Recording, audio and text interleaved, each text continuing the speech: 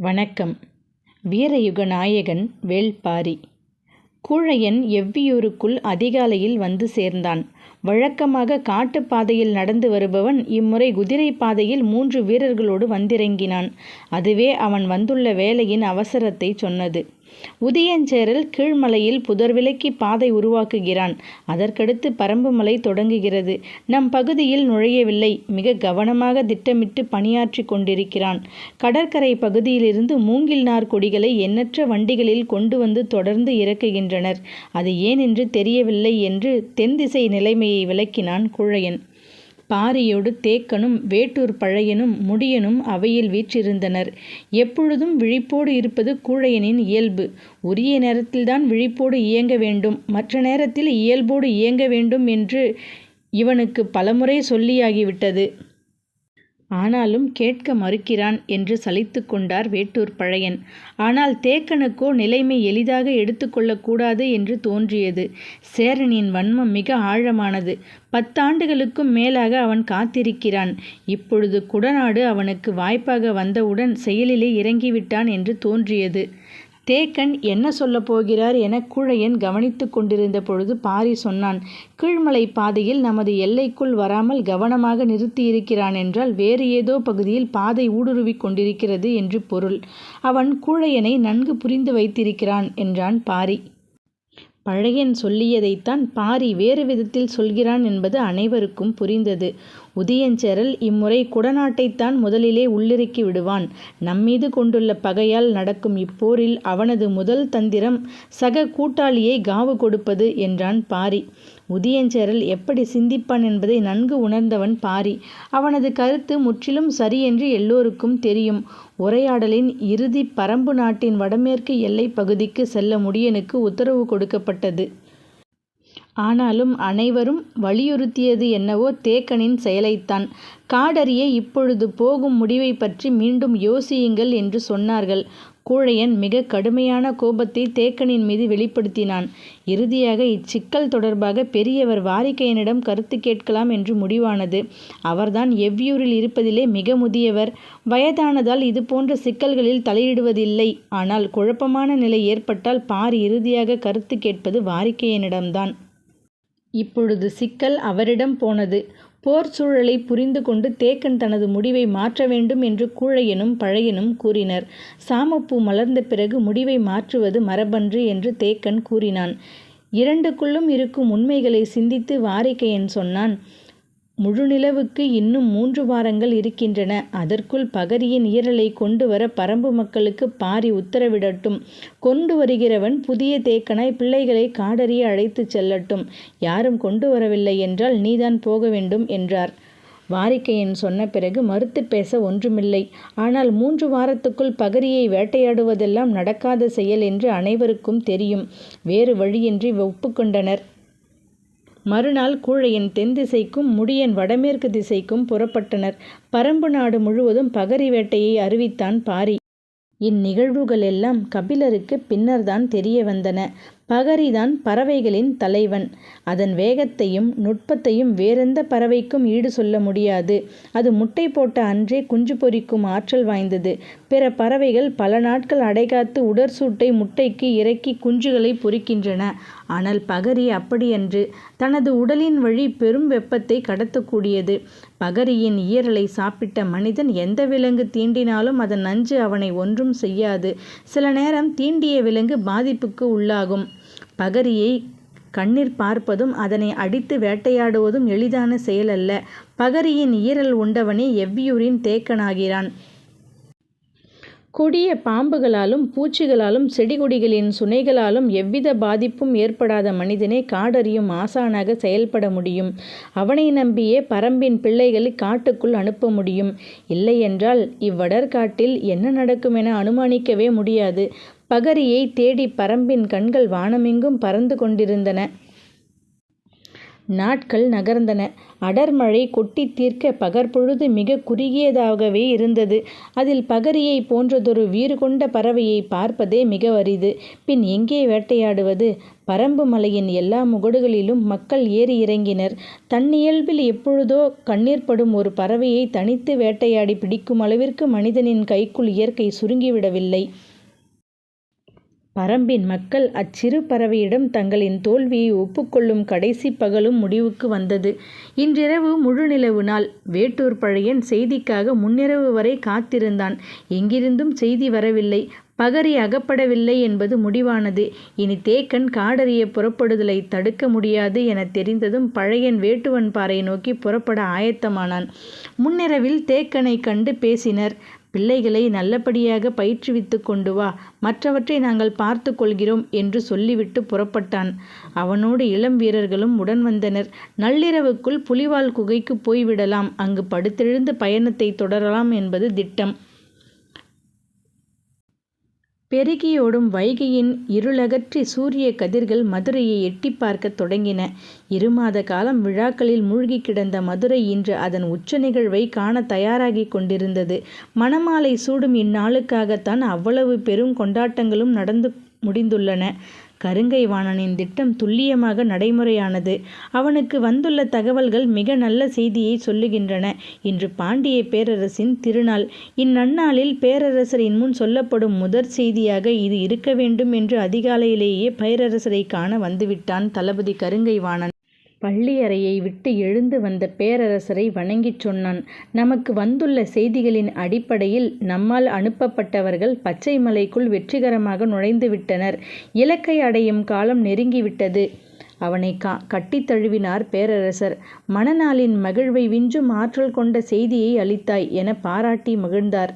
பொதிய விற்பனுக்கும் தெரிவித்துவிடு, சூழ்கடல் முதுவனுக்கும் சொல், மணவிழாவின் மகிழ்வு எல்லையற்றதாய் பெருகட்டும். வணங்கி விடை பெற்றான் கருங்கை வாணன். பள்ளியறை திரைச்சிலையை விலக்கி வெளியேறி வந்த பொற்றுவை நீராழி அரங்கிற்குள் நுழைந்தாள். நீள்வட்ட பளிங்கு நீர்க்குடுவை அவளுக்காக காத்திருந்தது. அதில் 42 நறுமணப் பொருட்கள் கலக்கப்பட்ட மணநீர் நிரப்பப்பட்டிருந்தது. பொற்றுவை அருகில் வந்தாள். சுற்றிலும் சேவை பெண்கள் நின்றிருந்தனர். பக்கவாட்டில் அமைந்திருந்த படிமேல் ஏறி வலது கால் நீட்டி பெருவிரல் கொண்டு நீரினை அசைத்தாள். சிற்றலைகள் விளிம்பிற்போய் முட்டி திரும்பின. அந்நீரலைகளை பார்த்தபடி கால் நுழைத்து கழுத்து வரை உள்ளிறங்கினாள். நீர் மெல்லிய சூடு கொண்டிருந்தது. அதிகாலை குளிருக்கு இதம் தர இதைவிட வேறென்ன இருக்கிறது? ஆனால் உடல் தொடும் எதுவும் சுகம் தருவதாக மாறிவிடுவதில்லை. சிந்தித்தபடியே மேலடையை கழற்றி இடக்கையில் நீட்டினாள். சேவை பெண் அதனை பணிந்து பெற்றுக்கொண்டாள். மணநீரின் வாசனை எங்கும் பரவி மூச்சடைக்க செய்தது. நறுமண குளியல் பழகிய ஒன்றுதான். ஆனால் யவன நறுமணங்கள் மூக்கிற்கு சற்றே கடுமையூட்டக்கூடியவை. அவற்றை அதிகமாக ஊற்றியிருக்கிறார்கள் என தோன்றியது. இந்த கலவையை ஆண் உருவாக்கியிருக்க வேண்டும். பெண்ணின் கைப்பக்குவம் இப்படி இருக்காது. ஆனால் எல்லா ஆண்களும் இதுபோல் கடுமை கொண்ட கலவையை உருவாக்கி விடுவதில்லை. எந்தவித நறுமண பொருட்களும் இன்றி அவனோடு சேர்ந்து சுனை நீராடிய பொழுது எழுந்த மனமும் இன்பமும் வேறொன்றிலும் ஏற்பட்டதில்லை. கலவை நறுமண பொருளோடு மட்டும் தொடர்புடையது அல்ல. ஈடற்ற இன்பத்தை உருவாக்க விரல்கள் மட்டுமே போதுமானவை. விரல்கள்தான் உடலின் கண்களை திறக்க வல்லது. பாலாடையின் மீது ஊர்ந்து போகும் சிற்றெரும்பின் கால்தடம் போலத்தான் விரல்கள் ஏற்படுத்தும் வடுக்களும். வடுக்கள் பதிந்து பள்ளத்தின் வழியேதான் நினைவின் ஊற்று கசிந்து கொண்டே இருக்கும். கண்ணுக்கு தெரியாமல் நினைவிற்படரும் அந்நறுமணத்துக்கு ஈடு சொல்ல என்ன இருக்கிறது? சுனை நீரின் குளுமையை நான் அறிய வேண்டும் என்று சொல்லித்தான் அவன் அழைத்துச் சென்றான். நீர் மேனியெங்கும் ஊர்ந்து போய்க் கொண்டிருந்தது. நீரோடும் பாறை சுடுமென்று சொன்னால் யார் நம்புவார்கள்? நீர் தழுவும் எனது மேனியின் சூட்டை நான் உணர்ந்த பொழுதுதான் அந்த உண்மை உரைத்தது. சிறு மணலை அள்ளி எனது கையிற் கொடுத்து பூசிக்கொள் என்றான். நான் மேலெல்லாம் பூசினேன். மென்மலர் மேனியில் சிறு உராய்வுகளையும் கீறலையும் மணற்துகள்கள் ஏற்படுத்தின. மீண்டும் நீரில் மிதந்தேன். சிற்றெரும்பு கடித்ததைப் போன்ற அக்காயங்களை குளிர் நீருக்குள் உணர்ந்து கொண்டிருந்த போது அவன் நீருள் இறங்கினான். நீருக்குள் நுழையும் கைகள் எவ்வளவு இழுத்து அணைத்தாலும் வலிமை கூடாது. நீர் தன்னுள் விளையாடுபவர்களோடு தானும் சேர்ந்து விளையாடும். அதற்கான இடத்தை தந்தே ஆக வேண்டும். நீர் புகும் முழு இடத்திலும் விளையாட மனிதனால் ஒருபோதும் இயலாது. நீருலகில் நியதி வேறு. நிலத்தில் காதல் கொள்கையில் காற்று விலகி கொடுக்கும், நீரில் காதல் கொள்கையில் அது விலகி கொடுப்பதில்லை. நம்முள் நுழையவே பார்க்கும். சக ஆட்டக்காரனைப் போல அதுவும் பங்கெடுக்கும். நமது பொறாமையை மெல்லத் தூண்டும். நமது இயலாமையை காட்டிக் கொடுக்கும். அஞ்சு படுக்கையே காதலுக்கு சிறந்ததென நினைப்பவர்கள் நீர் படுக்கையை அறியாதவர்களே. நீர் மட்டுமே உடலோடு உடல் கிடத்த சாய்ந்த நிலையை கோருவதில்லை. அது இயற்கை மனிதனுக்கு வழங்கிய அதிசிறந்த காதற்களம். காதலில் மூழ்கி திளைத்த மனம் தன் துணையின்றி நீர் இறங்கும் துணிவை பெறுவதில்லை. இச்சிந்தனை உருவான கணத்தில் நறுமண தொட்டியில் இருந்து மேலேறினாள் பொற்சுவை. தோழிகள் பதறினர். ஒரு பொழுதாவது மனநீருக்குள் இருக்க வேண்டும் இளவரசி என்று வேண்டினர். எச்சொல்லும் உள்நுழைய முடியாத இறுக்கம் கொண்டிருந்தாள் அவள். 42 நறுமணங்களையும் விஞ்சிய வாசனை என்னுள் உண்டு. அதை நுகரக்கூடியவனை நுகர்ந்தவள் நான். சொற்களை மனம் உச்சரிக்கும் பொழுது உள்ளுக்குள்ளிருந்து வாசனை மேலெழுந்து வந்தது. மேலேறும் வாசனை நினைவு காட்சிகளை கொட்டி கவிழ்த்தது. ஆடை அலங்காரத்துக்கும் மலர் அலங்காரத்துக்கும் எல்லோரும் தயாராக இருந்தனர். ஈரம் உலராத பொற்சுவை இருக்கையில் வந்து அமர்ந்தவுடன் சேவை பெண்கள் அருகில் வந்தனர். கைகளில் ஆடைகளை வைத்து கொண்டு அவளின் உடல் துடைக்க ஆயத்தமாக இருந்தனர். அவள் நிமிரவே இல்லை. அவளது அனுமதியின்றி யாரும் தொட்டுவிட முடியாது. சேவை பெண்கள் செய்வதறியாது நின்று கொண்டிருந்தனர். பொற்சுவையின் எண்ணம் நீர்நிலை விட்டு அகலாமல் இருந்தது. சுனை நீரில் குளித்து மேலேறியவள் சொன்னாள், ஈரத்தை உடல் வெப்பத்தால் மட்டுமே உலர வைத்து விடுகிறது உனது நெருக்கம். உடல் உலர்ந்துவிடும். ஆனால் இதழ்கள் அப்படியல்ல. நெருக்கத்தில்தான் சுரக்கத் தொடங்கும். இதழ் சுரந்து கொண்டிருக்கும் பொழுது உடல் உலர்ந்து கொண்டிருந்தது. நீருள் மூழ்குதல் மீண்டும் தொடங்கியது.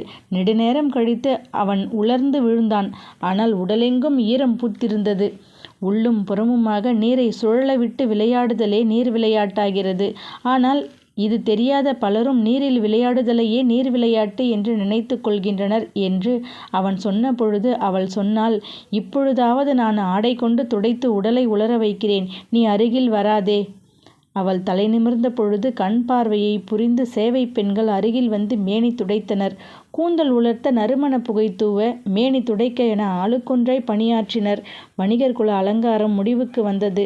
பாண்டியர் குல வழக்கம் தொடங்கியது. உச்சந்தலையில் மஞ்சள் மின்னும் சூடிகையை அணிவித்தாள் ஒருத்தி.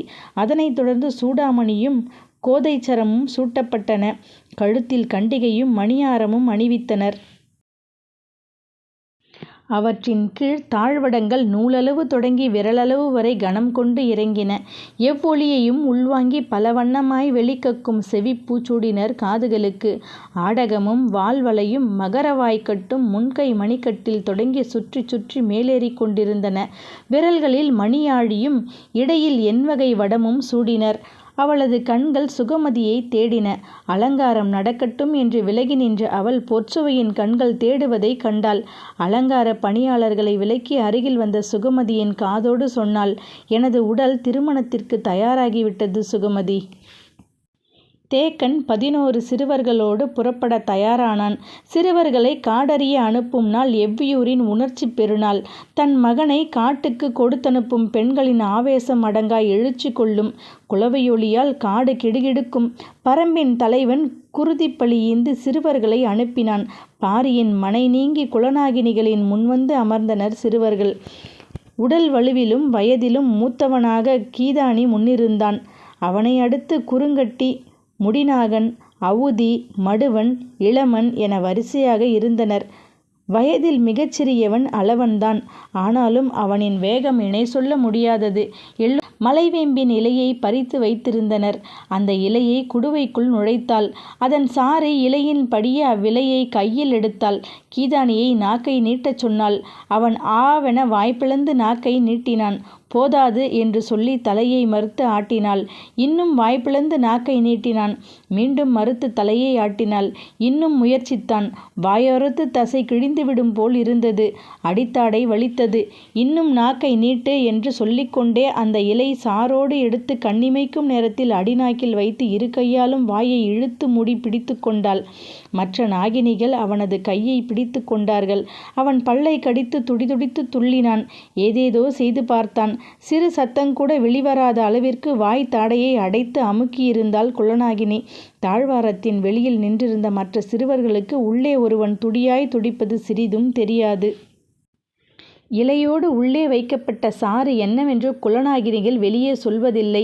செடி கொடிகளின் விளையும் மொத்த கசப்பும் கலக்கப்பட்ட சாறு என்று சிலர் கருதுகின்றனர். பதப்படுத்தப்பட்ட பாம்பின் நஞ்சு என்று சிலர் சொல்லுகின்றனர். நாகப்பச்சை வேலியின் நஞ்சு கொடிகள் கசக்கும் பிசின் என்று சொல்லுகின்றனர். எது உண்மை என்று தெரியாது. இந்த சாறு கசிந்து உணவு குழல் முழுவதும் இறங்கி முடியும் வரை அவன் கைகளின் பிடி தளர்த்தப்படுவதில்லை. நாவின் சுவை நரம்புகள் முழுவதும் நஞ்சு கசப்பின் சாறு உள்ளிறங்கிய பின்னே அவன் வாய் திறந்து மூச்சு விட அனுமதிக்கப்படுகிறான். உள்ளிறங்கிய கசப்பு நீங்க மாதங்கள் ஆகும். மேல் தோளில் விழும் தழும்பு மறையாததைப் போல அடிநாக்கில் நிலை கொண்ட கசப்பு எளிதில் மறையாது. அவனது நாவு சுவையுணவு தேட இன்னும் சில ஆண்டுகள் ஆகும். 60ஆம் கோழிக்கறி முதல் அத்தி மது வரை அனைத்தின் சுவையும் துளியாவது நாக்கில் பட்டு வளர்ந்த இவர்களின் நினைவிலிருந்தே சுவை அகலும். காடறிந்து வீடு வந்த பின்னும் சில ஆண்டுகள் ஆகும் இக்கசப்பு மறைய. இக்கசப்பின் வாடை காட்டு பயணத்துக்கு தேவையான ஒன்று. காட்டில் எல்லா விலங்குகளும் இவ்வாடையை அறியும். சிறுவர்கள் பேசியபடி நடந்து செல்ல இவ்வாடையை நுகர்ந்து அவை விலகிச் செல்கின்றன. விலங்குகளை விலக்க இக்கசப்பின் மனமே மொழியாகிறது. 11 பேரும் மலைவேம்பின் இலையை விழுங்கி துடித்து அடங்கினர். அதன் பின் அவர்கள் புறப்பட்டனர். யாரிடமும் பேச அவர்கள் ஆயத்தமாய் இல்லை. வாய் திறந்து பேச கசப்பு உள்ளிறங்கும். இக்கசப்புக்கு பழகி அவர்கள் இயல்பாய் பேசத் தொடங்க சில வாரங்களோ அல்லது மாதங்களோ ஆகலாம். அதுவரை மிக மிக குறைவாகவே அவர்கள் பேசுவர். பேசும் ஒவ்வொரு சொல்லும் ஒரு குடம் வேம்பின் சாற்றை குடித்ததற்கு சமம். அடித்தொண்டை முழுவதும் தேங்கிய கசப்பு நிற்க அதன் பிறகு யாரிடமும் பேசாமல் எவ்வியூர் விட்டு வெளியேறினர். சிலர் வில் அம்பு வைத்திருந்தனர். சிலர் ஈட்டியை ஏந்தி பிடித்திருந்தனர். சிலரிடம் கவன்கள் இருந்தது. அவரவர்களுக்கான ஆயுதத்தை எடுத்து வந்தனர். ஆனால் இதுவெல்லாம் தொடக்க நிலைக்குத்தான். அவர்கள் பயன்படுத்த வேண்டிய வலிமை மிகுந்த ஆயுதங்களை இனி அவர்களே காட்டில் உருவாக்கி கொள்வார்கள். தங்களுக்கான தனித்துவம் மிக்க ஆயுதம் எதுவென்று அவர்கள் கண்டறியும் வரை இவ்வாயுதம் அவர்களின் கையில். தேக்கன் வழக்கம் போல தனக்கான ஆயுதத்தை வீட்டிலிருந்து எடுத்து வந்தான். அது பன்றியின் கடவாய் கொம்பு. இக்காட்டில் மிக வலிமை வாய்ந்த பொருள் எதுவென கேட்டால் அது பன்றியின் கடவாய் கொம்புதான். அதனை உடைக்கவோ நொறுக்கவோ முடியாது. அதன் அடிப்பகுதிக்கு என்ன வலிமை இருக்கிறதோ அதே வலிமை கூர்மை மிகுந்த முனைப்பகுதிக்கும் உண்டு. எனவே முனையின் கூர்மை ஒருபோதும் சிதைவுறாது. தேக்கன் இரு கொம்புகளின் அடிப்பகுதியில் துளையிட்டு அருந்துபடாத நார் கொண்டு 2 கையின் மணிக்கட்டோடு சேர்த்து கட்டியிருந்தான். காடறிதல் பயணக்காலம் முழுமைக்கும் அவன் பயன்படுத்தும் ஒரே ஆயுதம் இது மட்டும்தான். மணிக்கட்டில் கட்டி உள்ளங்கைக்குள் மடக்கி கொண்டால் இப்படி ஒரு ஆயுதம் இருப்பதே வெளியில் தெரியாது. இது கொண்டு எந்த மரத்தின் அடிப்பகுதியையும் குத்தி இழுத்தால் நரம்பு சிதில்கள் பீந்து நொறுங்கும். இறுகிய மரத்தின் தூரையே பீத்தி எடுக்கும் என்றால் விலங்குகள் எல்லாம் ஒரு பொருட்டே அல்ல. காடறிந்து சிறந்த போர் வீரனாக விளங்கி தனது திறமையால் பல வலிமை மிகுந்த பணிகளை செய்து இறுதியில் பகரியை வேட்டையாடி ஈரலை தின்றவன்தான் தேக்கன் ஆகிறான். எனவே அவன் தனது உடல் அசைவையோ ஆற்றலையோ துளியும் வீணாக செலவிட மாட்டான். எந்த ஒரு விலங்கின் தாக்குதலையும் சமாளிக்க மிகச்சில அடிகளே போதும். குத்தி கொன்று வீழ்த்துவதெல்லாம் வீரர்களின் தொடக்க கால வாழ்வில் நிகழ்த்தும் செயல். ஆனால் வாழ்வு முழுவதும் காடு பார்த்து பட்டறிவின் உச்சத்தில் நிற்கும் தேக்கனுக்கு தேவை மிகச்சிறிய சில அசைவுகள்தான். எந்த விலங்கின் நரம்பை எங்கு தட்டினால் போதும் என்று தெரியும். கைப்பிடி அளவு கோரை புற்களின் முனையில் முடிச்சிட்டு அதனை கொண்டு அடித்தால் யானை நகர முடியாமல் உட்காரும். அவன் மரம், செடி, கொடி, விலங்கு, பறவை, மனிதன் எல்லாவற்றையும் நரம்புகள் கொண்டு அறிந்தவனாகிறான். எனவே நரம்புகளின் இயங்கு விசை அவனுக்கு பிடிபட்டு விடுகிறது. விலங்குகளின் வலிமை, ஆற்றல் மீதான கருத்தெல்லாம் நினைவிலிருந்தே உதிர்ந்து விடுகிறது. காடறியும் 4வது பயணத்தை மேற்கொள்ளும் தேக்கனின் முதல் நாள் நினைவில் கடந்த காலம் எதுவும் வந்து செல்லவில்லை. வழக்கம் போல் இன்றைய நாளின் நிகழ்வு மட்டுமே அவன் மனதில் ஓடியது. சாமப்பூவின் வாசனை வந்து சென்றது. முன்னால் சென்றவனை தொடர்ந்து 11 பேரும் வந்து கொண்டிருந்தனர். யாரும் வாயை திறந்து எதுவும் கேட்கவில்லை. வாயை திறந்தாலே காற்று உள்ளே போய் ஒரு குடம் நஞ்சை அடிவயிற்றில் கொட்டி கவிழ்ப்பது போல இருக்கிறது. எனவே அனைவரும் பேச்சின்றி பின்தொடர்ந்தனர். நீண்ட நேரத்திற்கு பின் சிறியவன் அளவன் கேட்டான், எதை நோக்கி போகிறோம்? நடந்தபடியே தேக்கன் சொன்னான், கொற்றவையை வழிபட கூத்துக்களம் நோக்கி செல்கிறோம். நன்றி.